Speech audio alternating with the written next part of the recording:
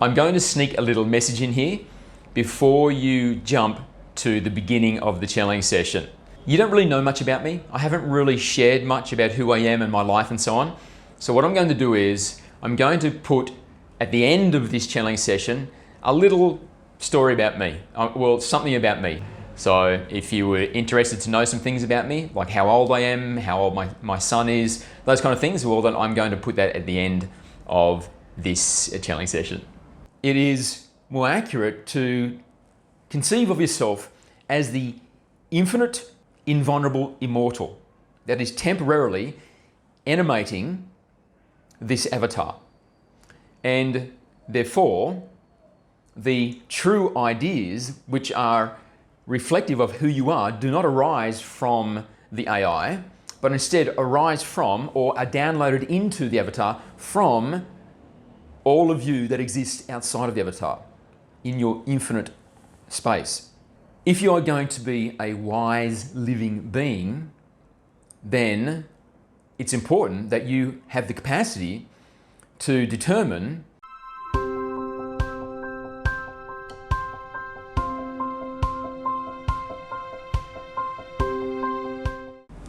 Hi, I'm Muzz iEvolv. Thank you very much for being here again this week to see another channeling session. So many options available to you, and yet here you are. I really appreciate that.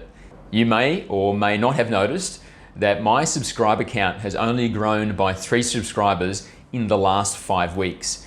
So it's really beginning to appear now quite substantially that YouTube is deliberately throttling my growth, my reach.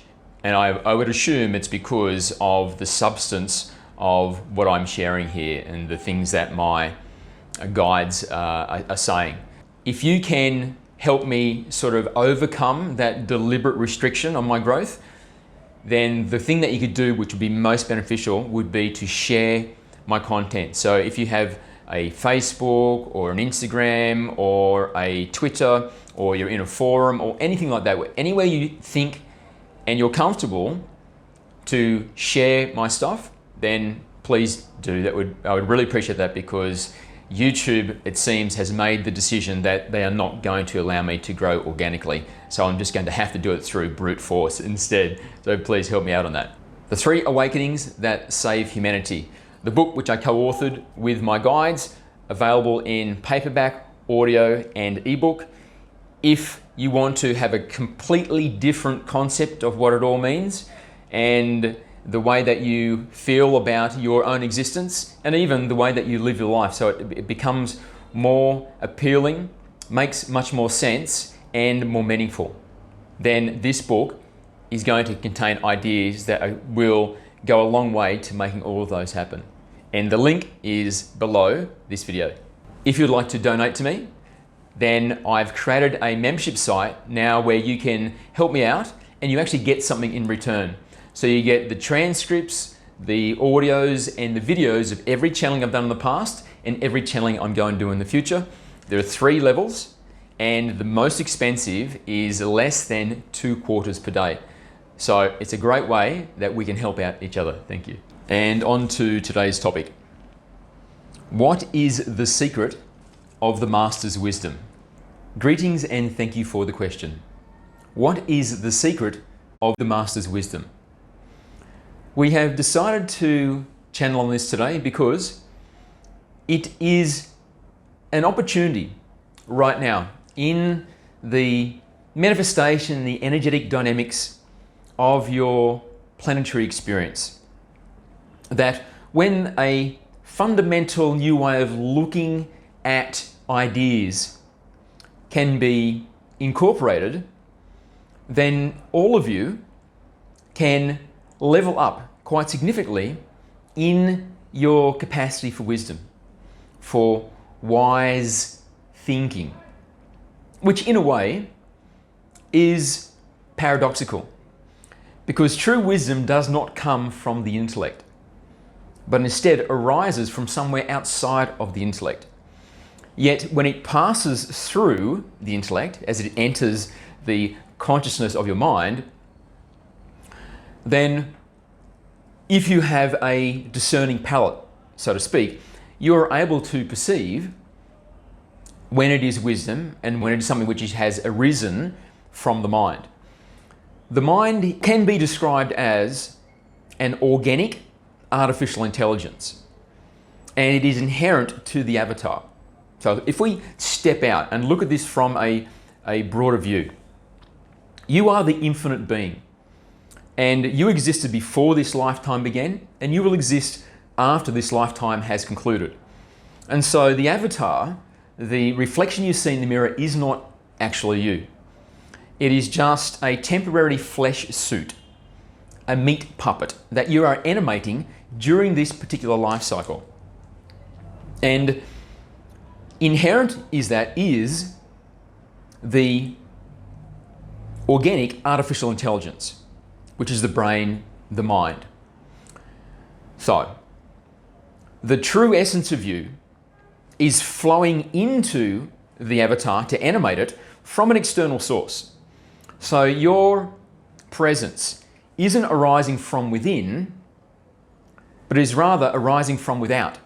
So in an esoteric view, you could say that your avatar exists within your infinity. And this means that the bulk, the vast majority, the infinity of who you are is existing outside of the body. And yet it is animating the body. So this is the same as saying that you are real-time download streaming into the avatar from an external source. So this is relevant because ideas that are arising exclusively from the intellect are arising from the organic artificial intelligence, because it has a capacity for self-identity. When you think that you are the avatar, I am whatever your name is, that is my body, then this means that you're identifying very much with the avatar and also with the mind, the organic artificial intelligence.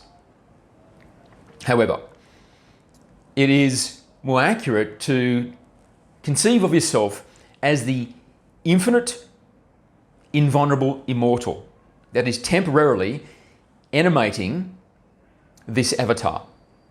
And therefore, the true ideas which are reflective of who you are do not arise from the AI, but instead arise from or are downloaded into the avatar from all of you that exists outside of the avatar in your infinite space. So, if you are going to be a wise living being, then it's important that you have the capacity to determine which ideas are which thoughts are arising from the AI and which thoughts are being downloaded from your true infinite self. And the reason that we say this is pertinent now is because there is this bifurcation occurring energetically in your human experience as the spiritual binary begins to have a greater gravitational pull. The pole of darkness and the pole of light are both increasing in their attractiveness, in their gravitational pull.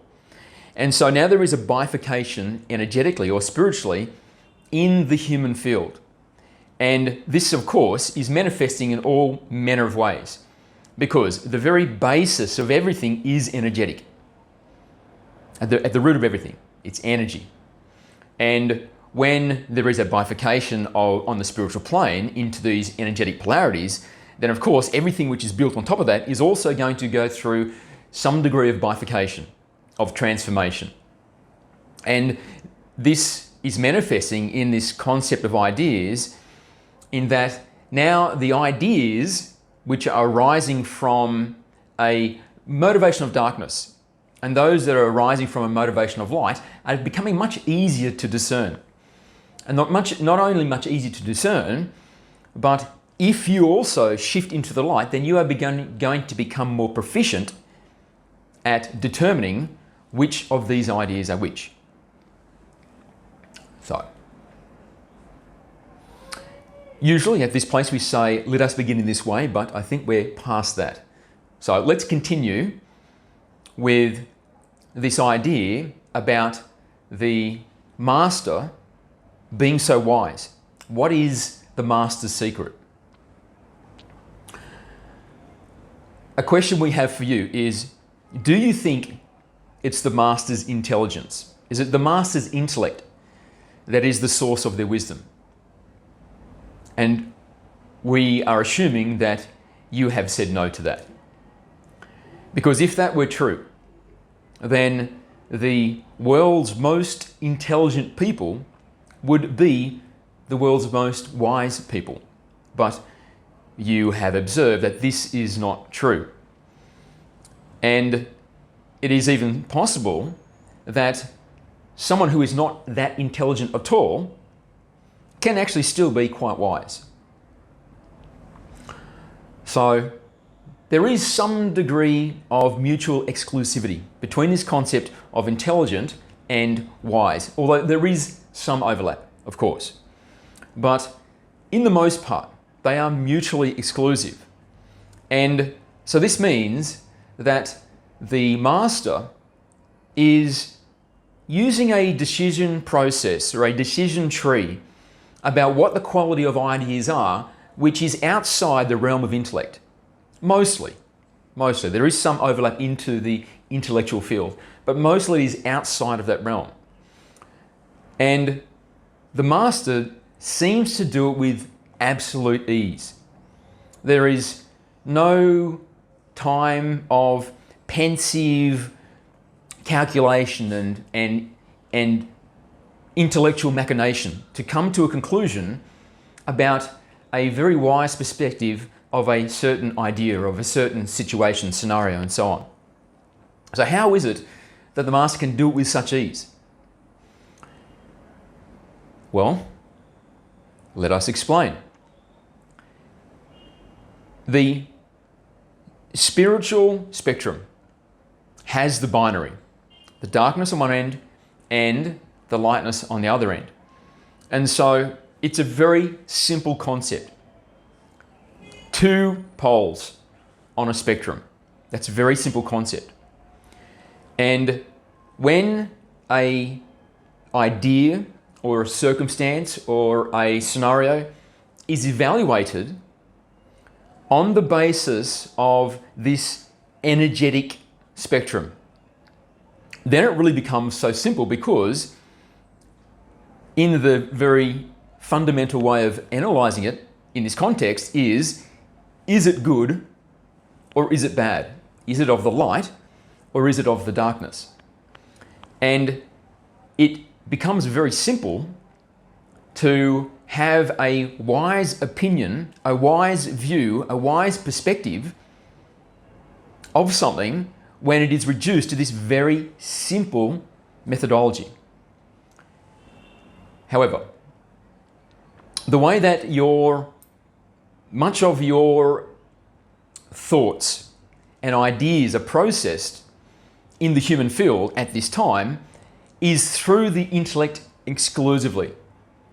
So children are not taught at all, very deliberately, to consider issues and problems and conundrums and confrontations through the lens of how does it feel. Instead, it is all, how is it processed? Now, you may respond to that, but there is always this continuous talking about feelings. And yes, this is true, but it is still an intellectualized feeling. So the feeling arises from a rationale, rather than just a very visceral and guttural sensation which is beyond the scope of intellectualism, is beyond the scope of words. It is just a cognizance, it's a knowing, it is an intuitive sense.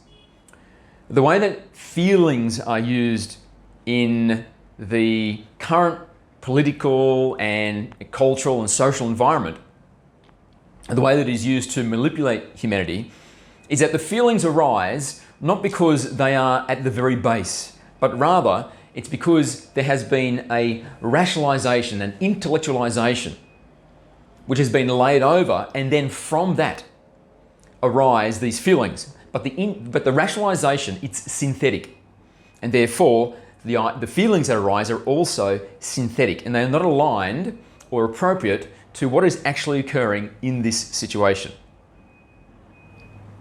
So, when scenarios and ideas and everything are judged on the basis of intellectualism, then it is always the rationale.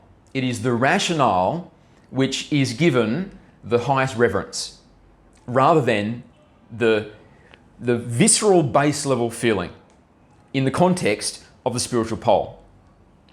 And then it becomes possible to get people to have or embrace really bad ideas, ideas that make no sense, ideas that are detrimental to oneself, to one's society, to one's loved ones, and yet they can be embraced and championed because the rationale has been so convincing. And this is why the generation of young people who are emerging from education are so radicalized in their beliefs, radicalized in their ideology, because they have been rationalized to death during their education process.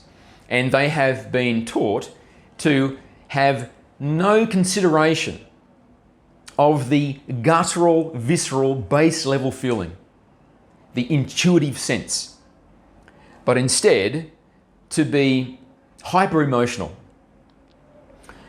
in relation to the rationale.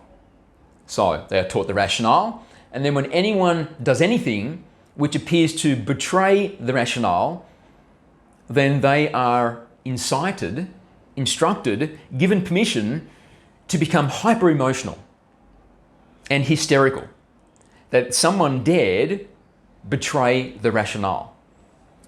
Clearly, young people are most susceptible to this type of manipulation. And that is why it is of such importance to the cabal of darkness, that they have control of the education system of the young, so that they can indoctrinate the young into these bad ideas. And because they have immature brains, immature intellects, then it is a simple task to create a convincing rationale. So what is occurring is you have more developed and sophisticated intellects are able to create a superior rationale than can be manifested by the younger, immature intellect. And so their rationale is unsophisticated. And so when this more sophisticated, more convincing rationale is thrust onto them, then it becomes very, very influential, very appealing. And then when you lay on top of that, this hyper-emotionality. And so if you believe in this rationale, then you are a good person. And if you disagree with this rationale, then you are a bad person. So it is still distilled down to the binary. However, it's artificial. It's an artificial distillation to an artificial binary. Because both of these binaries, both of these good and bad, are occurring within the darkness end of the spiritual spectrum, within this hyper-intellectualized rationalization of everything that's going on, in the complete absence of how does it feel. So, you'll also notice that in your societies, it is increasingly becoming a youth culture. And so those that are older, more experienced, are being marginalized, are being minimized, are being told to shut up and stop speaking because you're old and stupid. And this is very deliberate. As the intellect matures, it develops a capacity to rationalize ideas independently. And so to the point where the rationalizations that have been thrust on you during your education process begin to deconstruct. And you begin to realize that your own rationale is superior. Your own rationale makes more sense. And then you begin to go through your process of awakening. And this is probably similar to what you have experienced also, where you, at one time in your life, was very much in agreement with the mainstream narrative. And yet over time, this began to change. You began to become more awakened, and your rationalizations began to change the way that you saw the world. But what's important about this new way of rationalizing is that it was invigorated through an intuitive sense. So now you were basing, although perhaps not so much consciously, but you were beginning to base your rationalizations on how it feels. In fact, it was the way that it felt that actually inspired you to re-rationalize those ideas. So, if you wish to be the wise master, then it's actually very simple. All you have to do is become very proficient at recognizing your intuitive sense. Understanding how the way that you feel relates to what is occurring in your experience. But we reiterate, this feeling is not an intellectualized feeling. It's not a hyper emotionality, a hysteria, which is very much being incorporated, woven into the way that your societies exist. But instead is coming from a base level, which is in origin outside of the intellect. It is coming from your infinite non-physical, where you have access to the full source of wisdom of all existence, because it all resides within the one, and you are the one. So in your infinitely expanded state, you are of the same dimensions of the one, and it is all contained within you. So, how does one achieve this? How does one become proficient at using this intuitive sense?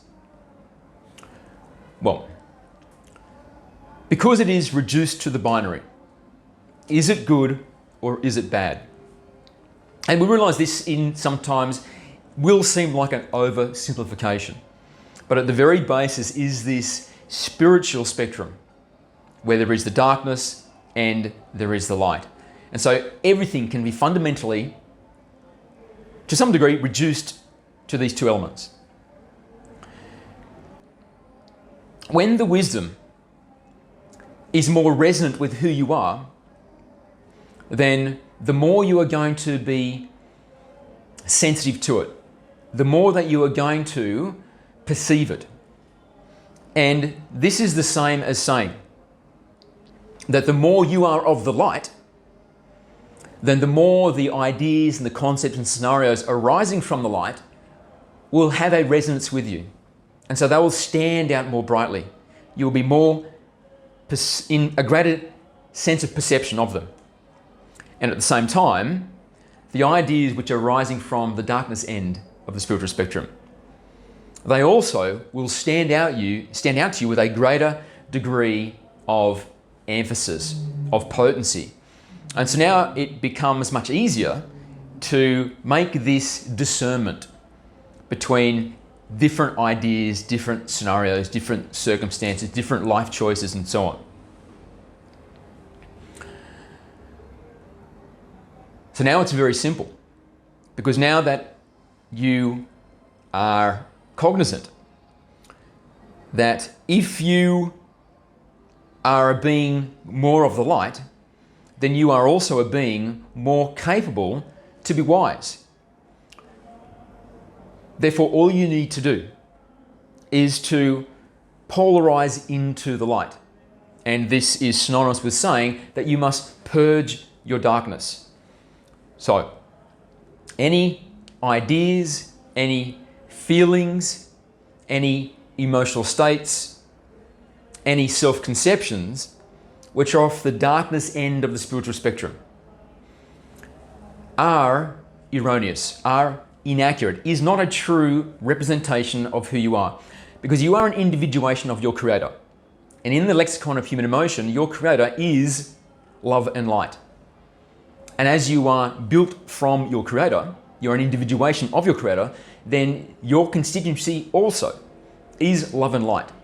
So whenever you have any ideas or thoughts or feelings and so on, which make you feel bad, then this is your way of knowing that those ideas and feelings and so on are a misconception of who you are. They're not truly representative of your actual essence. And that's why they feel bad, because it's incongruent.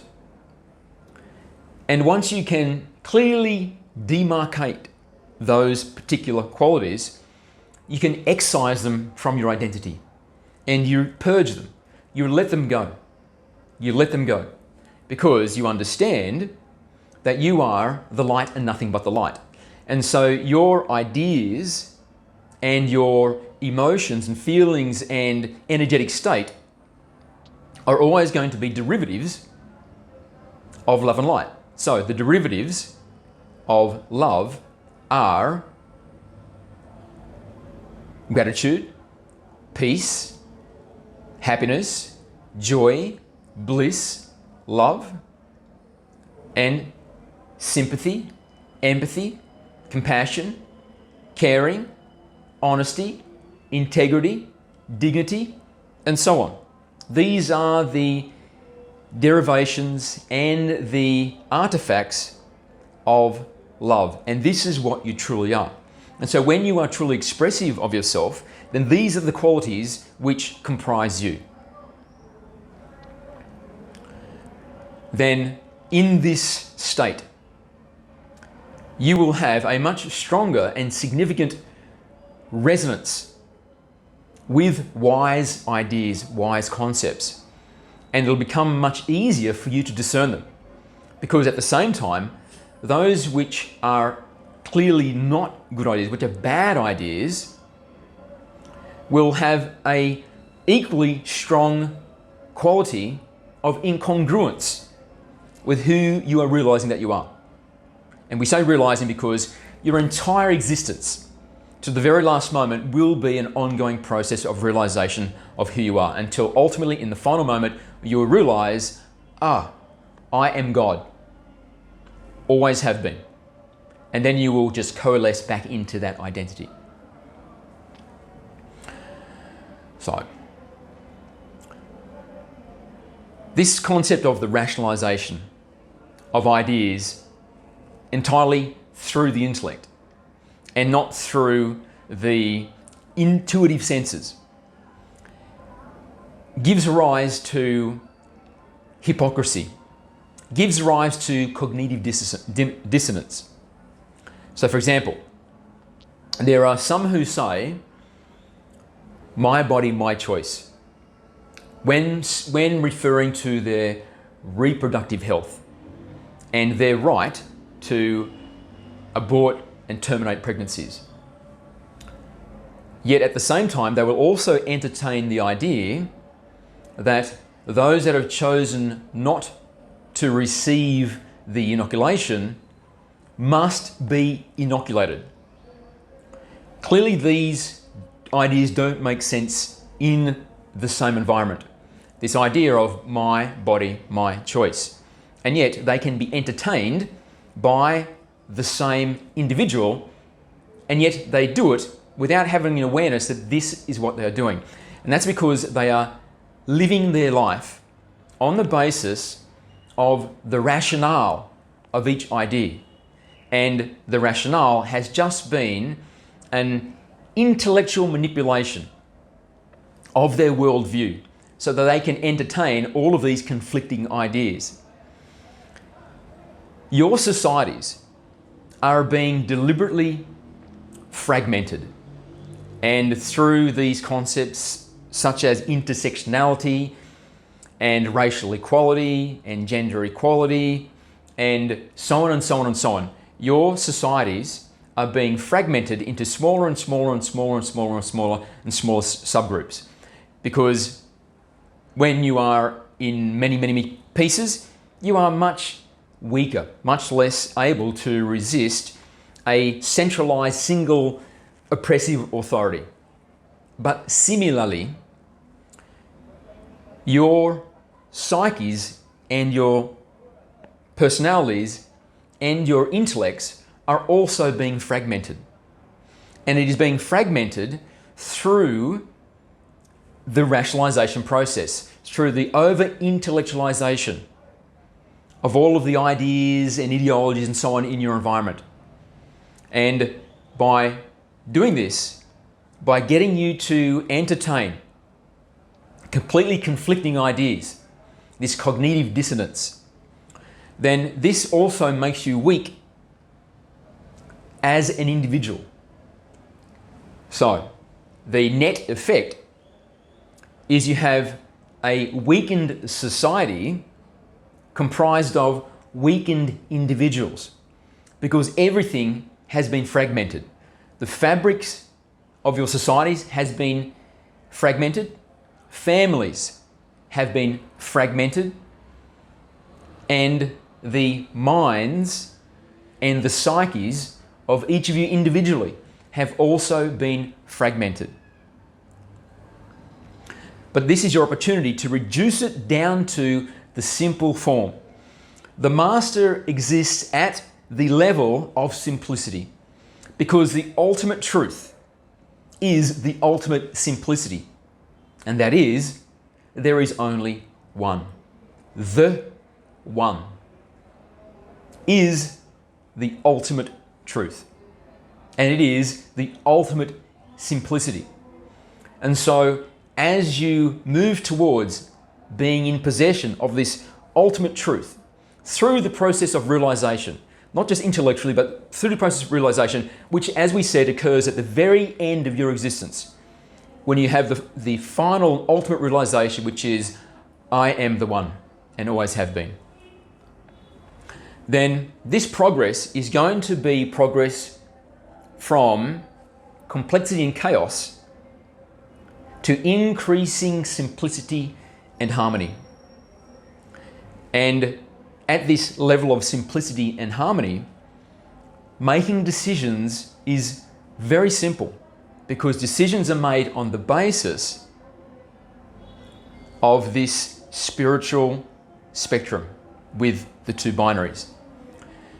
Now, we're aware there is the ethical conundrums about if we were to stop that person doing that particular thing, which at face value appears to be bad, and we look at it from a larger perspective, expanded perspective, it's actually good. So how can that be resolved? The ultimate way to perceive it is to determine, is it good or bad for the expanded context? So the larger the context, then the more accurate your discernment is going to be. And so the larger context is that you are not just the individual. You are an individuation of yet a larger group being, which is the humanity being. And the humanity being is part of yet a larger group being, which is the earth being. And the earth being is part of yet a larger group being, which is the solar system being, which is part of the galaxy being, which is part of the one. So, if you expand your self-identity to these larger and larger and larger contexts, then it becomes easier to make a decision using this set point or this frame of reference of the spiritual spectrum. Before we conclude, let us just address this concept of what the earth wants, because when looking at this expanded context of who you are, and it comes to this version of you, this expanded version of you, expanded identity, which is the earth, then you must deal with all of the indoctrination which has been thrust onto your species about what humanity is doing to the earth. It's important to understand that the earth does not view you as a blight or a virus which it must eradicate for its own good. Instead, the earth perceives you as its own sentience. When humanity awakens and realizes that it is the earth, then the earth will have free-willed individual aspects of itself on its surface, which it can then go about the business of turning it into a purified, clarified gem of the cosmos. And it does not mean that there needs to be an end to human civilization for this to occur, but rather for human civilization to transcend to a new way that it exists. And of course, this will rely very much on the implementation and utilization of free energy, of zero-point energy, which is freely available in the cosmos.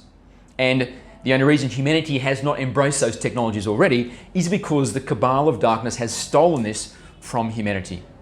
But as humanity will eventually discover, it's very possible to have a burgeoning civilization with a significant population, bigger than it is right now on your planet, and yet still living in harmony with the planet, such that the planet is healthier than it has ever been at any time in recent history.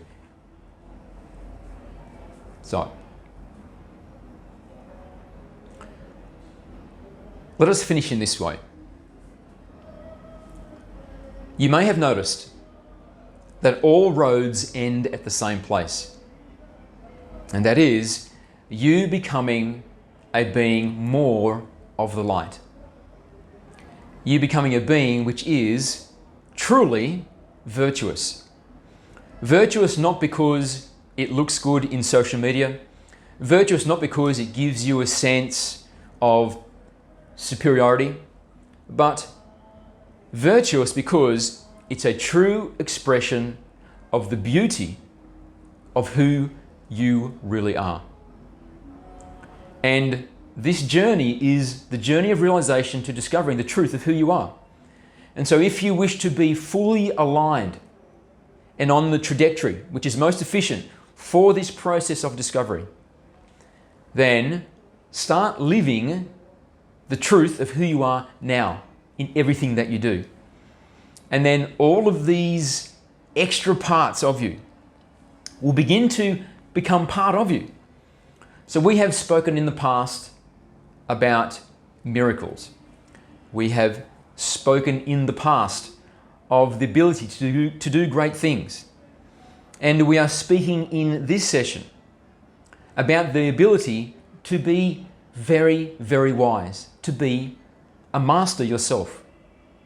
And all of them hinge on your movement into the light after you have purged the darkness. It all hinges on that, including the ultimate triumph of the light over the darkness. For the darkness to fall such that its role has completed because it awakened you all to the light. So move into the light. Live as a being of light. Entertain only qualities which are love and its derivatives. And then you will be a being accelerating in your evolution into the next version of what humanity will become, crossing the threshold of ascension into the new golden age. It is all at your fingertips. And this is a moment in history which is very, very, very exciting. And much of your civilization will look back when it is all past, and only then will they have the recognition and the realization of how special and momentous this current time is. Yet you do not have to wait to have that level of appreciation. Be aware now and start living your life in a way which is a demonstration of your wakefulness, of your awareness of what you truly are. Thank you, and we love you. Thank you for making it all the way to the end of this channeling session. And as your reward, I'm going to talk a little bit about myself so we can get to know each other a bit more. So as you're aware, I'm an Australian and my age is 53 and my son is 20. So I call him my child, but actually he's kind of like a young man now. But I still refer to him as my child, obviously because he is, but also because I do the cooking, the cleaning, the shopping, the washing, the sheets. I mean, I'm still doing all of those things like he is a child. And I'm sure some are out there saying that, you know, why aren't you making him take more responsibility? Well, he's very focused on growing his own business, his own empire. And while he has this brief window where he can live with somebody who is willing to take care of all of those issues for him so that he can grow something which takes him into the future. So, you know, I'm encouraging him to just work hard, be very focused on building his empire, and, you know, and Dad's quite okay to take care of all of the other stuff going on around to make that possible for him. And I also have a little dog, and every time I channel, he's always here with me. I'm going to show you if I can do this without making a mess of my setup here. Where is he? There he is. There he is. So every time I channel, he's there. Every time I do anything, really, he's like my shadow. He's always there. So there he is. Okay. So there you go. That's a little bit about me. And if you like to hear about me and things that I'm doing currently in my life, then just let me know in the comments. And what I'll do is I will make a habit of just speaking a little bit about my life and the things that are going on at the end of every channeling session. Okay. All right. Thanks very much. And I'll see you in the next one. Bye.